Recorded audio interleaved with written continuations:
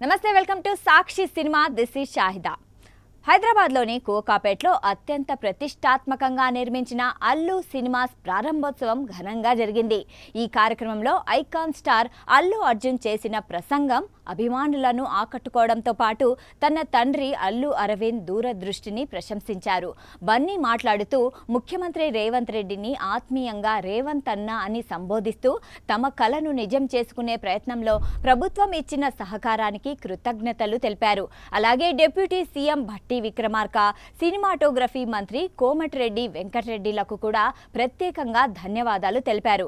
తన ప్రసంగంలో తండ్రి గురించి మాట్లాడుతూ బన్నీ భావోద్వేగానికి లోనయ్యారు. నాన్న కేవలం ఒక నిర్మాత మాత్రమే కాదు, ఆయన నాకు దేవుడు అని చెప్పుకొచ్చారు. ఈ మల్టీప్లెక్స్ నిర్మాణం వ్యాపార ప్రయోజనాల కోసం కాదని, తెలుగు సినిమా పరిశ్రమ తమకిచ్చిన గౌరవానికి ప్రతిఫలంగా తిరిగి ఏదైనా గొప్పగా ఇవ్వాలనే అభిరుచితో చేసిన ప్రయత్నమని ఆయన చెప్పారు. రియల్ ఎస్టేట్ లాభాల కంటే సినిమాపై ఉన్న ప్రేమే అల్లు సినిమాస్ రూపంలో సాకారమైందని చెప్పారు.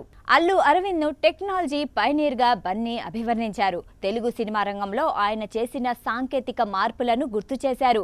పరిశ్రమలో స్టీరియో సౌండ్ మాత్రమే ఉన్న రోజుల్లోనే మాస్టర్ సినిమాతో 5.1 సరౌండ్ సౌండ్ను పరిచయం చేసిన ఘనత అరవింద్ గారిదేనని చెప్పారు.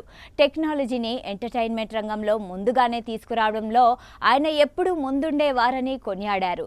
సినిమాలు ఫిలిం రీల్స్ ద్వారా ప్లే అవుతున్న సమయంలోనే ప్రపంచం డిజిటల్ వైపు వెళ్తోందని గుర్తించి తెలుగు రాష్ట్రాల్లోని థియేటర్లను డిజిటల్ వ్యవస్థలోకి మార్చడంలో అరవింద్ కీలక పాత్ర పోషించారని బన్నీ తెలిపారు.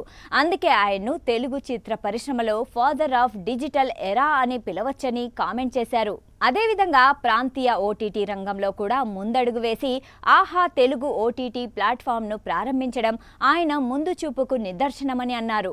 ఇప్పుడు ఆసియాలోనే అతిపెద్ద స్క్రీన్లలో ఒకటిగా చెప్పబడుతున్న డాల్బీ విజన్ థియేటర్ను హైదరాబాద్కు అందించడం ద్వారా మరో మైలురాయిని సృష్టించారని చెప్పారు. తన తండ్రి నెలకొల్పిన ఈ ఘనమైన వారసత్వాన్ని మరింత గర్వంగా ముందుకు తీసుకెళ్తానని బన్నీ తెలిపారు. హైదరాబాద్ను ప్రపంచ ఎంటర్టైన్మెంట్ మ్యాప్లో అగ్రస్థానంలో నిలబెట్టడమే తమ లక్ష్యమని చెప్పి తన ప్రసంగాన్ని ముగించారు.